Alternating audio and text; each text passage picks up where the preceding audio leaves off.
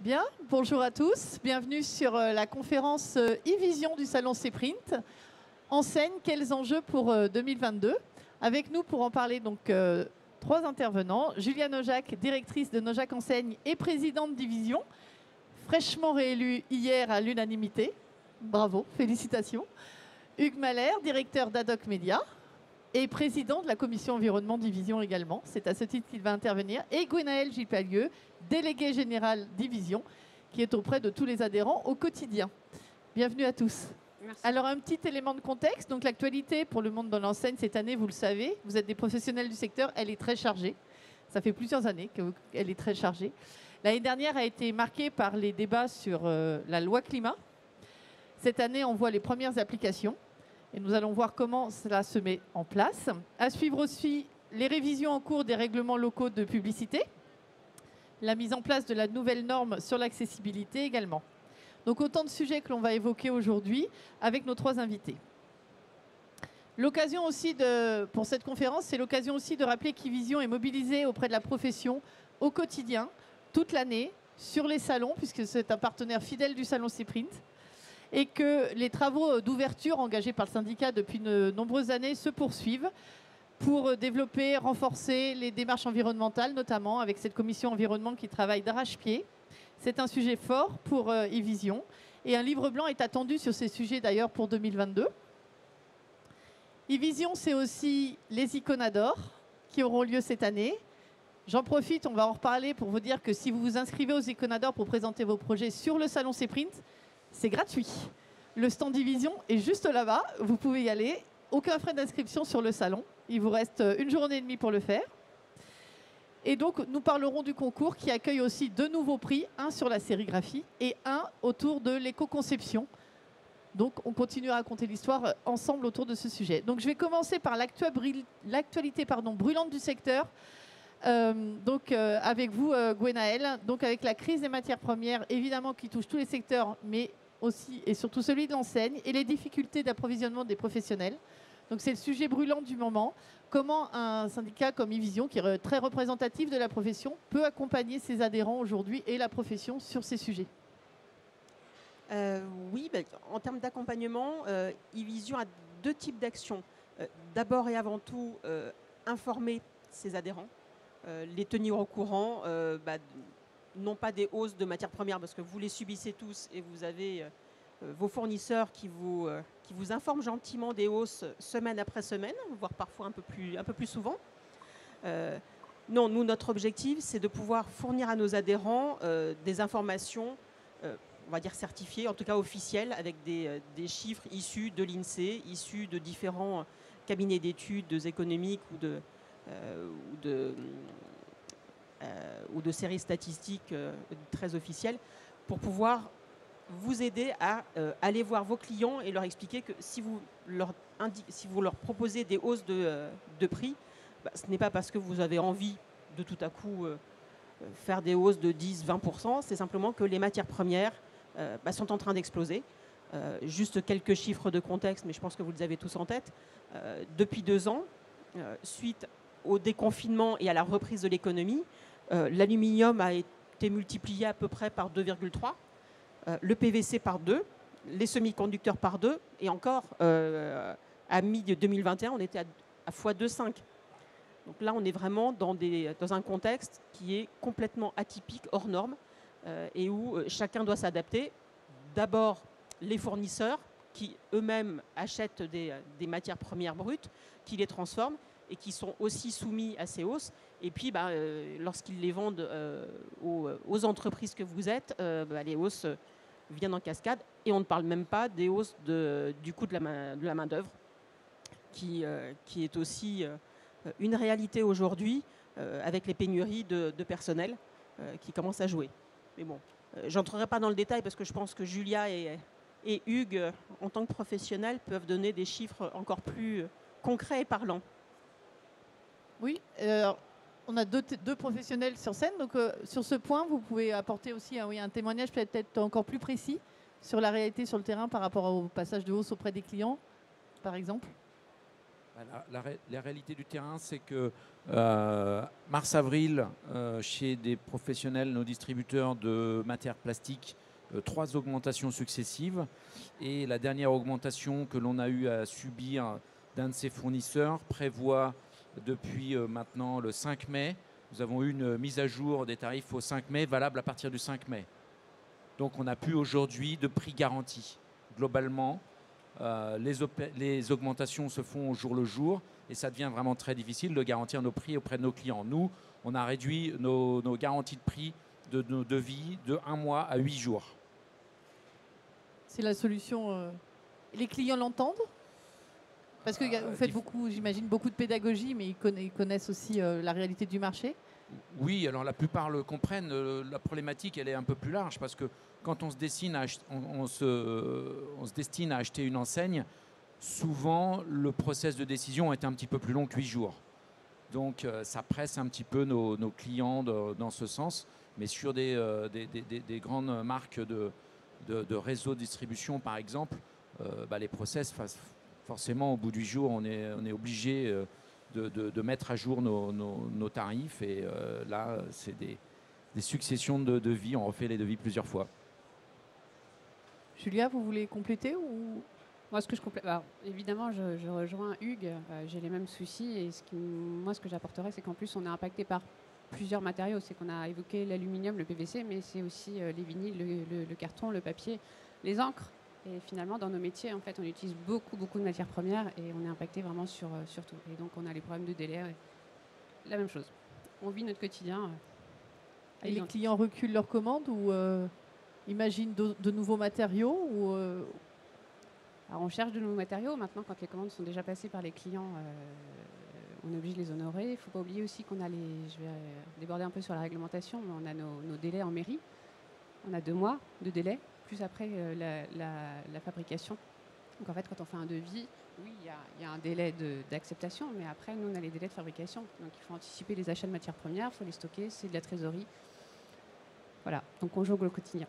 Et vos fournisseurs, en termes de perspective pour les mois qui viennent, ils ont une vision ou pas du tout?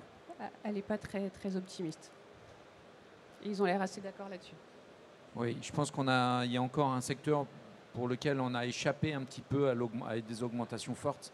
C'est le secteur des adhésifs, mais j'ai bien peur qu'on y passe aussi dans quelques temps. Et pour élargir un peu le contexte, c'est-à-dire qu'on sortait de la pandémie du Covid qui avait quasiment arrêté l'économie. Il y a eu un rebond. Donc là, on a compris que les tensions sur les matières premières étaient dues à l'accélération de l'économie. Malheureusement, ce qu'on connaissait mi-2021, où on pensait qu'il y avait un moment un peu ponctuel de hausse de coûts et où on a agi avec les autres syndicats professionnels de l'ensemble de la filière, depuis la PLV, les enseignes, la signalétique, l'impression, on va devoir refaire la même chose, la même pédagogie, parce que la crise en Ukraine a apporté d'autres blocages. La Chine qui reconfine. À Shanghai, ils en sont à 70 jours de confinement strict. Donc c'est pas ce qu'il y a de plus simple. On ajoute à ça la hausse du coût de l'énergie. Aussi. Et on reste très optimiste. Oui. Donc c'est vrai que pour les mois qui viennent, je pense que on va refaire la même action pédagogique et fournir à nos adhérents et aux entreprises de tout l'ensemble du secteur un maximum d'informations, d'outils.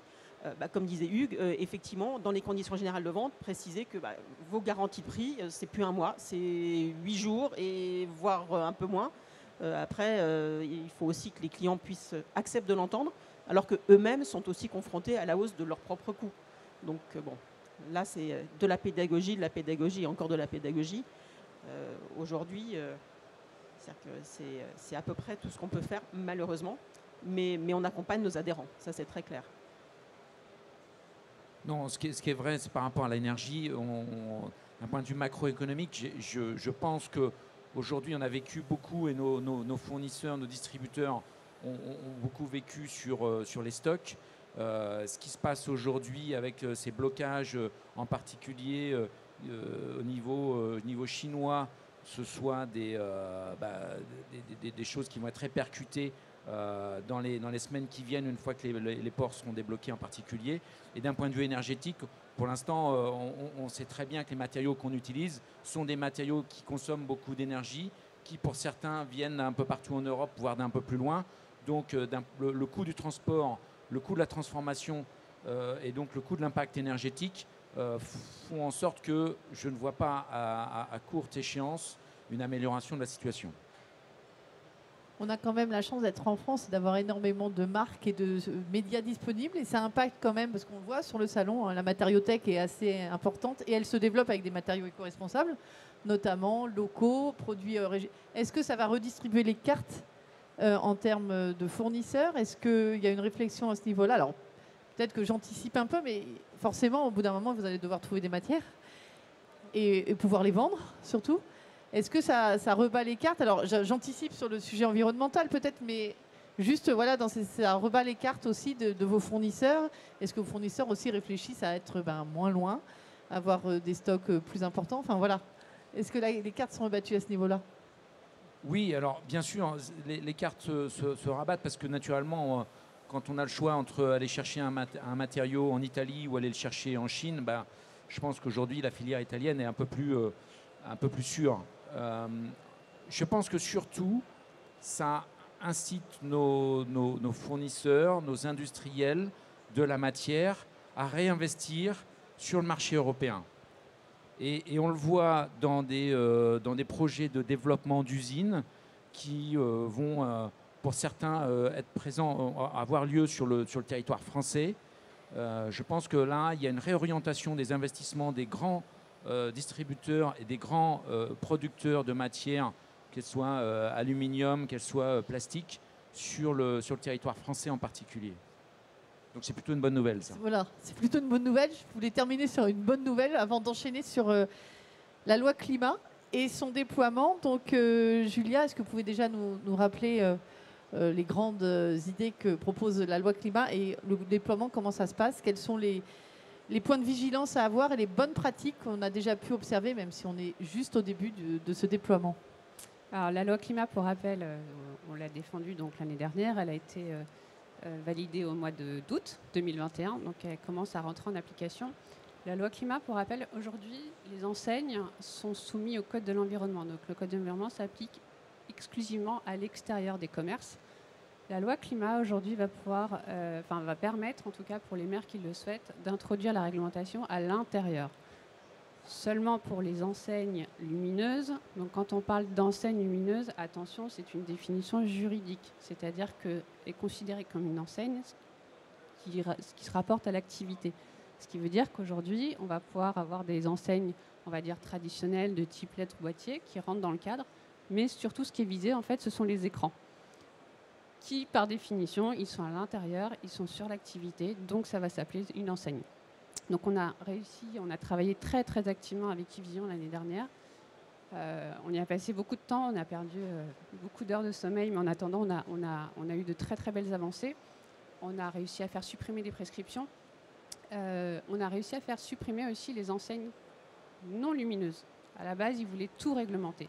Donc aujourd'hui, on ne s'attaque qu'au dispositif lumineux, donc ça concerne aussi les publicités, bien évidemment. Le maire, avec cette nouvelle loi, en fait, il va falloir qu'il l'introduise dans son règlement local de publicité. Donc il n'a pas d'obligation, c'est à son bon vouloir. Par contre, pour le faire, ça va nécessiter la révision de son RLP. Ce qu'il faut savoir, en parallèle, c'est que le Code de l'environnement, qui date de 2010, imposait aux RLP de première génération, donc les RLP qui ont été créés avant 2010, d'être révisés avant 2020 sous peine de caducité. Avec la crise Covid, on a eu un petit peu plus de délai pour les révisions, mais maintenant, le délai, on y est. C'est 2022. C'est pour ça qu'aujourd'hui, vous devez assister beaucoup à des réunions de concertation, j'imagine, sur les révisions, tout simplement, des règlements. Et donc, en mettant ces règlements à jour, la loi climat vient être introduite selon le bon vouloir du maire. La loi climat est une loi différente du Code de l'environnement. On a le Code de l'environnement d'un côté, on a la loi climat qui vient s'ajouter. La loi climat, elle va permettre d'encadrer les dispositifs lumineux en termes de superficie, de surface. Donc là, attention, soyez vigilants quand vous entendez parler de l'introduction de la loi climat. Alertez-nous, on vous donnera les éléments de langage en fait pour éviter en fait des dérives. Quand on sait que ce sont les écrans qui sont visés, on pourrait très bien dans un règlement faire écrire le mot écran pour qu'on puisse sortir nos enseignes et qu'on vise que les écrans. J'ai réussi à le faire. Appelons un chat un chat. Si c'est les écrans qui sont visés, écrivons écran. Ils pourront aussi encadrer la consommation énergétique. Alors aujourd'hui, je ne sais pas comment ils vont le faire. C'est incontrôlable. En attendant, ils peuvent l'écrire. Donc moi, je vous alerte en fait là-dessus. Avec eVision, on va bientôt publier en fait l'article qui nous concerne de la loi climat, rappeler les tenants et les aboutissants, et puis surtout se tenir à votre disposition pour faire un petit peu de pédagogie. Et vous faites de la pédagogie aussi auprès des mairies, pour qui vous rapprochez des mairies pour qu'ils écrivent le mot écran dans leur réglementation? Alors effectivement, les mairies, quand elles mettent quand elles révisent leur règlement local de publicité, généralement elles interviennent auprès des syndicats. Enfin, en tout cas, pour la plupart, elles nous contactent. Elles contactent aussi les professionnels situés géographiquement autour de la ville. Donc il faut vraiment que les professionnels se déplacent, aillent sur les réunions de concertation pour s'imprégner en fait du projet. Et donc nous, on peut intervenir parce qu'aujourd'hui, nous sommes des professionnels enseigne, nous connaissons la réglementation. Les mairies, chacun son métier.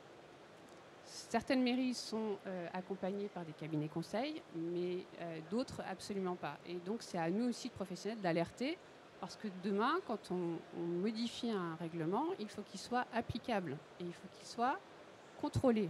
Or, on s'aperçoit encore, donc là je sors de la loi climat, mais on voit bien que le code de l'environnement, qui devrait être mis à jour la conformité devrait être en place depuis 2018, on est en 2022. Regardez le nombre d'enseignes encore qui ne sont pas conformes. Donc aujourd'hui, il n'y a pas de pouvoir de police qui est appliqué. Donc il y a ça aussi. C'est bien de mettre une loi en place, mais il faut derrière la suivre. Oui, et s'engager à l'appliquer. Ce qu'il voulait aussi réglementer, c'était l'extinction à l'intérieur des vitrines. Aujourd'hui, les premières LP auxquelles j'ai assisté où on introduit la loi climat, on nous demande d'éteindre à 23 heures. Donc on s'est battu pendant 7 mois pour 1 heure d'extinction supplémentaire. Alors qu'on pourrait très bien faire éteindre les enseignes à 22h, à 21h, après la fermeture de commerce, dans certains quartiers évidemment, ou dans certaines zones. Il y a des villes plus actives que d'autres. Je trouve ça un petit peu dommage parce que ça va dans le sens aussi de l'environnement. eVision, les enseignistes, on est là aussi pour être vertueux. Et faire attention, donc ça va dans le bon sens. Donc la loi climat, elle n'est pas forcément néfaste, simplement il faut qu'elle soit bien encadrée. Avec un gros travail de pédagogie auprès de tous les acteurs et un engagement de la profession. C'est un grand plaisir qu'on le fait. Oui, puisqu'il y a des RLP, des révisions qui font un peu grincer des dents, comme à Lyon, par exemple. Par exemple. Juste, on peut faire un petit point, parce que c'est assez emblématique de certains grands combats sur ce qui s'est passé à Lyon et où on en est. Alors, à Lyon, on est sur un RLPI. Donc RLPI, pour information, donc c'est intercommunal. On est sur une métropole, donc ça veut dire que la métropole, ça ne concerne pas qu'une ville, ça concerne un ensemble. Donc là, on est sur à Lyon, mais je crois que c'est 59 communes qui sont concernées par cette métropole. En fait, on assiste à un projet qui est drastique. Pour nous, je pense que c'est le plus drastique auquel on a assisté jusqu'à présent. On a des restrictions, notamment en tout cas sur la partie enseigne, sur les enseignes scellées au sol. C'est-à-dire qu'aujourd'hui, on nous a, pour la petite anecdote, au début, on lit le projet, on nous dit vous avez le droit à des enseignes scellées au sol, par exemple, de 4 mètres, 3 mètres 50 de haut. OK, avec une superficie de 0,80 mètres carrés. Ouais, moi ici, j'ai souri, je me dis, donc on a rédigé un petit courrier en disant je pense qu'il y a une erreur rédactionnelle. Pas du tout. En fait, 0,80 mètres carrés, c'est votre format, mais en fait mis sur un mât de 3,50 mètres. Après rentre en jeu la question esthétique. Donc là, l'esthétisme, malheureusement, c'est subjectif. Chacun peut y voir ce qu'il a envie. Maintenant, ça veut dire que toutes les enseignes scellées au sol à venir sur la métropole de Lyon, une fois que le projet sera arrêté, Nous, on aura 6 ans pour les enseignes de mise en conformité. En attendant, tous les totems, par exemple, devront être déposés. C'est un exemple. Les enseignes perpendiculaires, elles seront limitées à 0,80, enfin à 80 par 80. Donc, c'est-à-dire que vous imaginez que les hôtels, généralement, ont des enseignes drapeaux tout en hauteur. Il n'y aura plus d'enseignes drapeaux. Donc, c'est là où c'est l'importance en fait, d'être sur le terrain, l'importance de se défendre. Et là, on a une super équipe lyonnaise. Ils ne sont pas présents, là, je ne les vois pas. Mais en tout cas, moi, je voudrais vraiment les féliciter. Il y en a un qui se cache. Je les félicite parce qu'ils ont vraiment fait un travail de terrain incroyable, vraiment. Et dernièrement, on a assisté à quelque chose qu'en tout cas, nous, on n'a jamais vu non plus. Quand un projet est en cours, il doit passer au vote des personnes publiques associées. Donc les personnes publiques associées, ça passe en préfecture, en commission des sites nature et paysage, donc CDNPS. Sur 14 votes, on a eu 11 votes défavorables. Ça ne s'est jamais vu. À chaque fois, en CDNPS, c'est favorable. Donc là, même la préfecture s'est opposée, les associations se sont opposées, les architectes des bâtiments de France se sont opposés au projet. Pour vous dire que, alors, pas forcément pour les mêmes raisons que nous, évidemment. En attendant, ça veut dire qu'on a vraiment un souci, et sur la partie projet, et peut-être sur d'autres problèmes relationnels avec la métropole. Donc pour l'instant, c'est en cours de discussion. Rien n'est acté. On a un petit peu de mal à discuter avec la métropole, c'est très très compliqué. Mais en attendant, vous ne démontez pas. Alors pour l'instant, le projet n'est pas voté. Voilà. Donc je vais avoir besoin de vous. Donc voilà, c'est besoin de beaucoup d'énergie pour défendre les valeurs de... Alors là, on parle de Lyon, mais j'ai besoin de vous pour tous les RLP. Mais là, donc le RLP aujourd'hui, il va passer en enquête publique, il me semble, à la rentrée de septembre. L'enquête publique, c'est que chacun a le droit de donner son avis. Donc, on est en train de concevoir des documents actuellement où on va vous faire des photomontages en disant voilà aujourd'hui ce que vous avez, voilà dans 6 ans ce qu'il n'y aura plus. Et que chacun puisse en fait donner son avis à l'enquête publique. C'est très simple, ça se fait généralement par internet. On envoie un mail, on envoie un document et ça permet de donner du poids et de la valeur à nos arguments. En fait, on est forcément plus fort quand on est plus nombreux. En termes de timing, elle commence quand l'enquête publique? Elle commence quand? Je crois que c'est septembre. Septembre. On est dans On en les reparlera. starting blocks. D'accord. On vous tient au courant. Alors, autre sujet, on alourdit un peu plus la barque, mais c'est intéressant parce qu'il y a des solutions ou de l'aide. Oui. Je me permets de rajouter quelque chose qui est un argument qui est extrêmement important quand on rencontre les personnalités politiques qui mettent en place ce type de projet de RLP. C'est qu'il y a un argument qui est très très fort. À chaque fois qu'on démonte une enseigne dans une rue, on laisse la place disponible pour des sites internet, pour l'achat internet, l'achat e-commerce. Donc, nous, en tant qu'enseigne, donc ça veut dire que quelque part, en défendant une enseigne, on défend aussi le commerce local. Ça, c'est des arguments qui sont très importants quand vous allez voir vos mairies pour pouvoir défendre le monde de l'enseigne. C'est un argument qu'ils entendent plus facilement, finalement. Donc, autre sujet que vous portez avec eVision, c'est celui de l'accessibilité. Vous avez relancé votre formation Sign Accessibilité l'expertise, c'est ça? Pour apprendre à concevoir une signalétique pour tous. Donc, vous me direz peut-être en 3 mots ce qu'est une signalétique pour tous dans les grandes lignes. Je vais le passer là. Ben voilà. Quid donc de la législation donc en termes d'accessibilité aujourd'hui? Est-ce que la loi est bien appliquée? Quelles sont les nouveautés apportées par la nouvelle norme NFP 9607, j'ai dû l'écrire, et qui est sortie en 2021. Voilà. Alors, on a la présentation, mais voilà, quels sont les enjeux de cette nouvelle norme et comment vous accompagner? Donc, j'ai affiché, il y a les dates des prochaines formations, mais Julia, je vous laisse nous en dire un tout petit peu plus. Oui, alors moi, c'est pas mon terrain privilégié, je suis plus réglementation. Mais sérieusement, en fait, c'est une norme donc AFNOR. Et donc, eVision décerne effectivement, suite à aux formations qu'on met en place, un label, Sign Access, qui permet en fait la montée en compétence des entreprises. Donc, on est sensibilisé effectivement à la signalétique pour tous. C'est forcément un plus. Donc, on a mis en place les formations, on a relancé. Là, il y a les 3 dates qui s'affichent effectivement. Les prochaines sessions, donc c'est au 29 juin. Je vous invite à à vous inscrire. Je vous invite aussi à nous retrouver sur le stand de Vision si vous avez besoin de plus d'informations sur cette norme. On est à votre disposition sur le sujet. Très bien, donc on va juste peut-être rappeler les 3 dates de formation, 29 juin, 14 septembre et 7 décembre. C'est une formation sur une journée Tout à fait. Et assez ludique.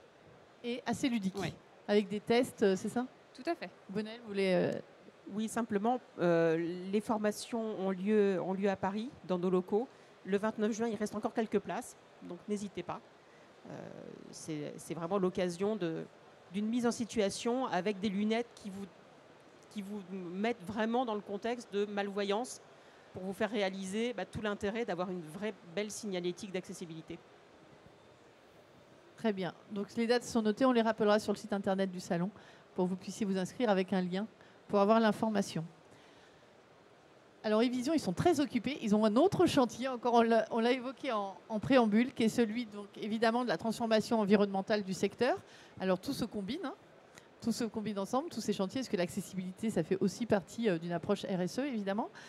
Donc l'environnement est au cœur de vos réflexions. Vous avez un président de la commission environnement qui est très engagé à titre professionnel, personnel, et qui porte aussi les chantiers en cours. Donc moi, je voulais savoir quelle était la roadmap pour 2022. On a parlé d'un livre blanc et savoir sur quels points principaux vous appuyez pour accompagner vos adhérents et les outils que vous allez mettre en place. Alors, c'est un enjeu majeur de notre profession pour plusieurs raisons. La première raison, c'est une raison, on va dire, d'orientation. Orientation générale dans une société qui a déclaré, dans un pays qui a déclaré vouloir réduire de 50% ses gaz à effet de serre d'ici 2030. Donc si nous, professionnels de l'enseigne et de la signalétique, on doit suivre cette trace, eh bien on doit se mobiliser pour faire que nos enseignes, pour faire que notre signalétique, pour faire que ce qui sort de nos usines et de nos machines soit un petit peu plus vertueux et réponde à ce modèle de transition environnementale. Le temps est court, il faut le savoir. Le 3e volet du 6e rapport du GIEC, qui est sorti au mois d'avril, nous laisse 3 ans pour inverser la courbe de tendance des émissions de gaz à effet de serre pour qu'elle reste dans un horizon de 1,5 degré d'ici 2100. Donc ça nous paraît peut-être très très loin, mais globalement, ce qui va se passer dans 50 ans au niveau mondial, le rapport du GIEC nous dit c'est maintenant que ça se décide. Donc c'est maintenant qu'il faut se mettre en mouvement. Et c'est ce qu'on a décidé, nous, au niveau de Division, c'est de mettre en mouvement notre profession pour qu'elle aille vers 2 choses principalement. La première, c'est l'éco-conception.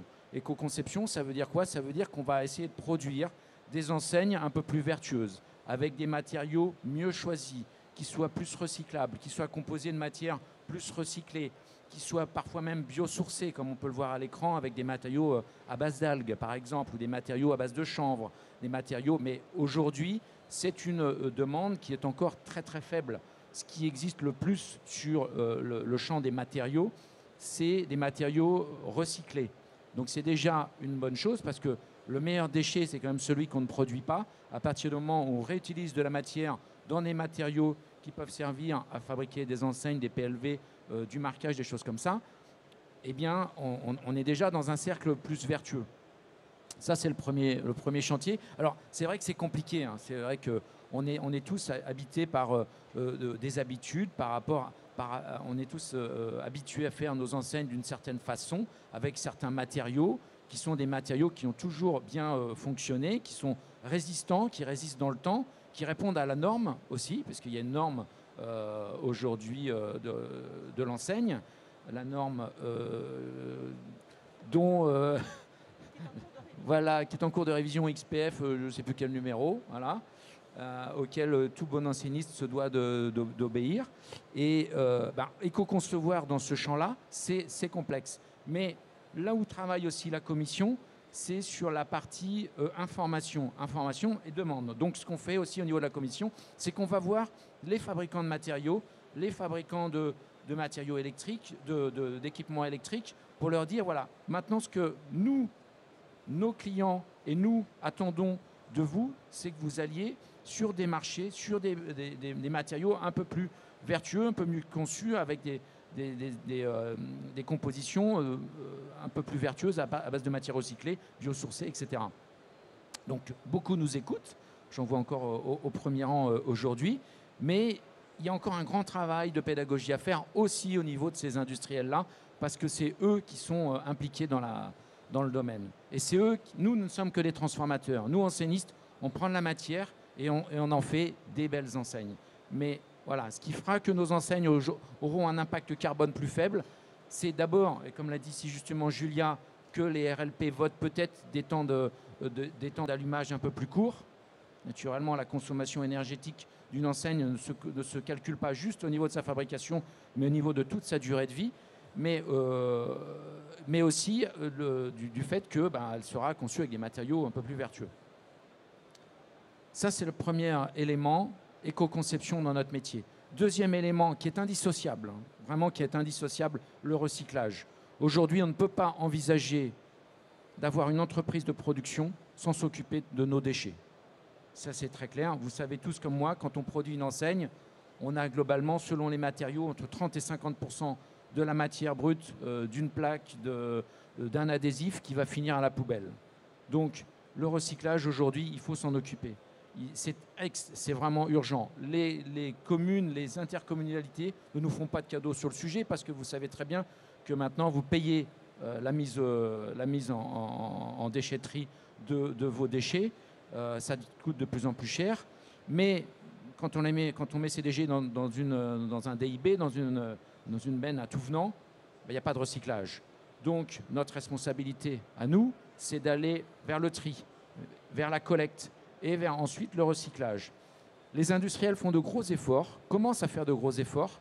J'en veux pour preuve l'annonce encore la semaine dernière d'un géant chimique américain qui s'appelle Eastman, qui va installer une usine en France. Quand on parlait de réimplantation en France de la partie industrielle, c'est vraiment le cas. 850 millions d'euros pour installer une usine de retraitement de déchets plastiques. Le site n'a pas encore été décidé, mais ce sera en France. Donc ça veut dire que là, il y a quelque chose qui se dessine. Mais si nous, au niveau de notre production quotidienne, on ne trie pas un PMMA, d'un PVC, d'un déchet en alu composite ou même d'un liner d'adhésif, eh bien, tous ces investissements-là, ils ne serviront pas à grand-chose. Entre les deux, il y a la collecte. Alors la collecte, c'est vrai que c'est ce qui est le plus compliqué.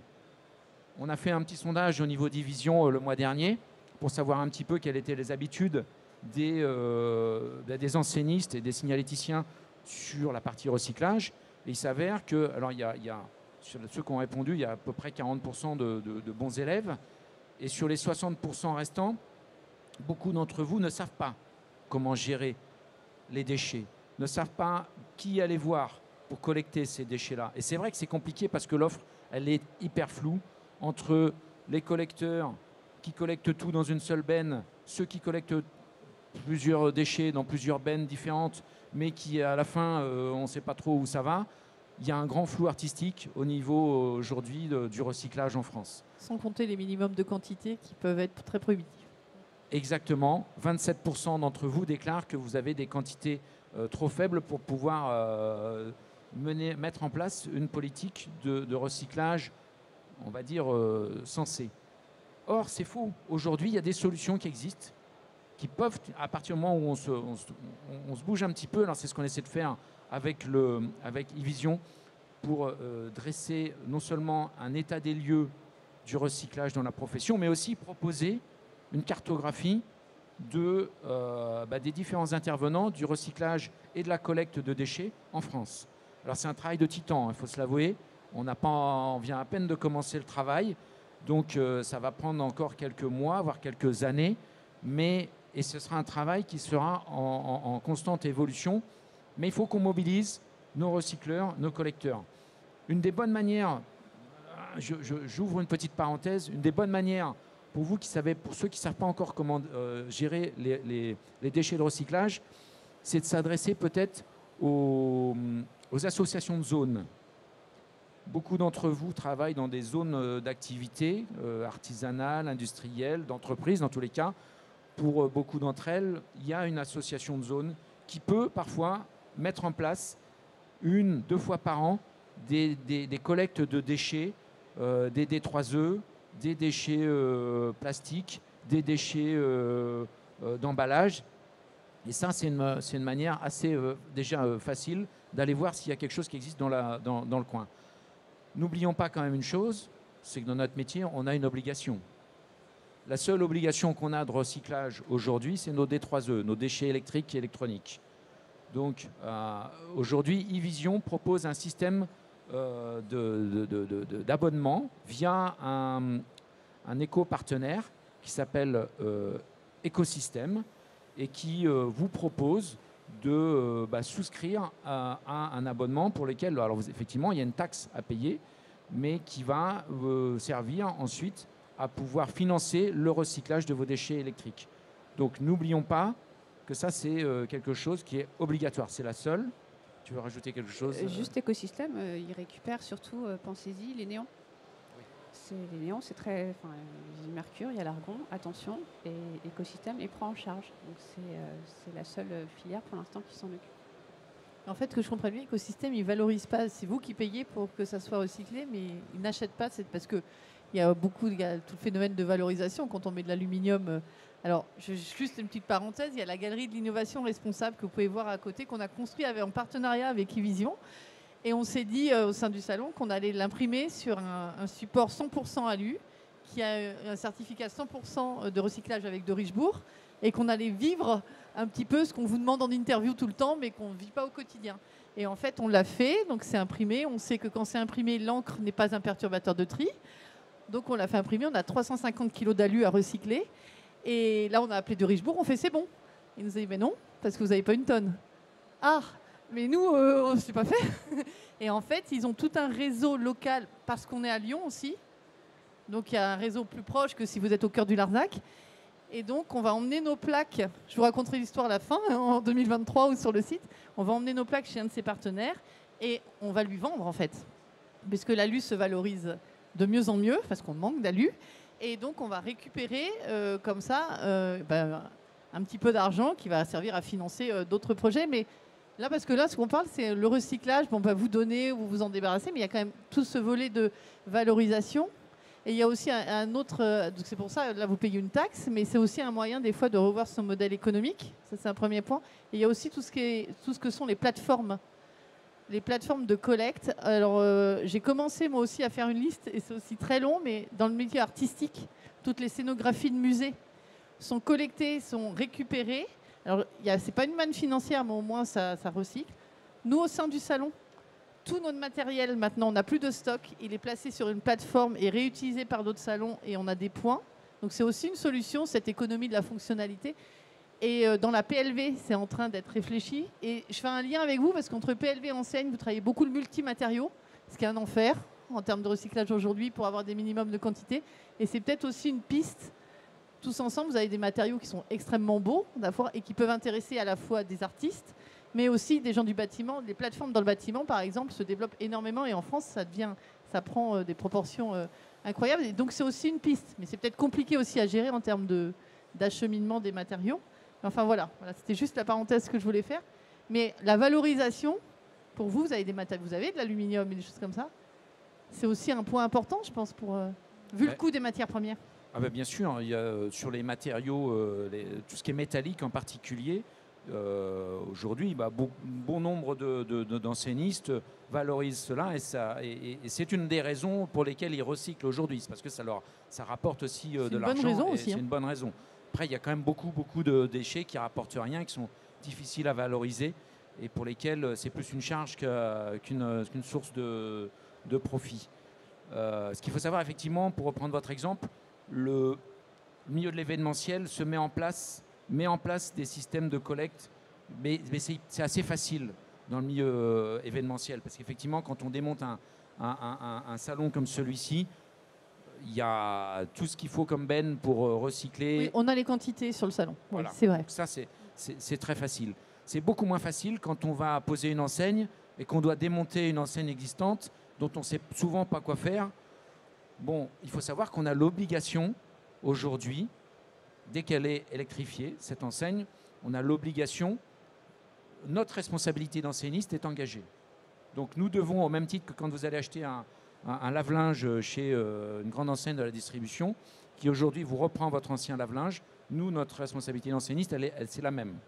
Donc on a cette obligation-là. Ce qu'il faut juste rappeler, c'est que quand on travaille avec l'écosystème, l'enseigne, à partir du moment où elle est lumineuse, vous avez un élément électrique, c'est un des 3 E.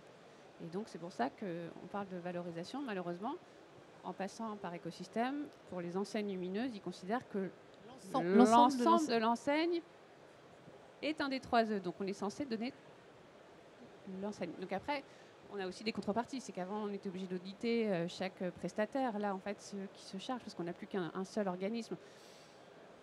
C'est donnant-donnant.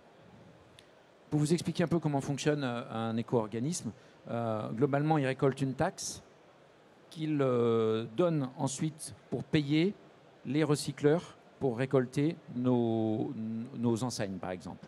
Donc, quelqu'un comme Veolia va pouvoir récolter notre enseigne, soit par un apport volontaire de la part de l'enseigniste, soit dans les cadres de grosses, énormes enseignes avec un minimum de tonnage. Ils vont venir la chercher sur place. Mais cette taxe sert à financer le recycleur. Donc beaucoup de chantiers sur la table pour la commission environnement. Oui, alors je précise une petite chose. Il y a 2 choses. Premièrement, par rapport à la partie éco-conception, notre ambition, effectivement, c'est de mettre en place effectivement un livre blanc de l'enseigne verte, entre guillemets, mais pas que de l'enseigne, à la signalétique de manière générale, qu'elle soit la signalétique longue durée ou la signalétique événementielle. On pense en voir le bout d'ici la fin de l'année, parce que c'est un gros travail aussi. J'attire l'attention aussi sur la notion d'analyse du cycle de vie. Aujourd'hui, on a besoin d'avoir... On ne peut plus affirmer qu'un matériau est vertueux juste parce que, globalement... il est recyclé, par exemple. Voilà, oui. Il est juste recyclé, ou parce qu'on a mis en place dans l'usine qui fabrique ce matériau un système d'évacuation d'air hyper performant. Ce n'est pas juste ça, l'éco-responsabilité. On a besoin de montrer à nos clients des chiffres précis, de leur montrer qu'ils font une économie de carbone en achetant cette enseigne-là.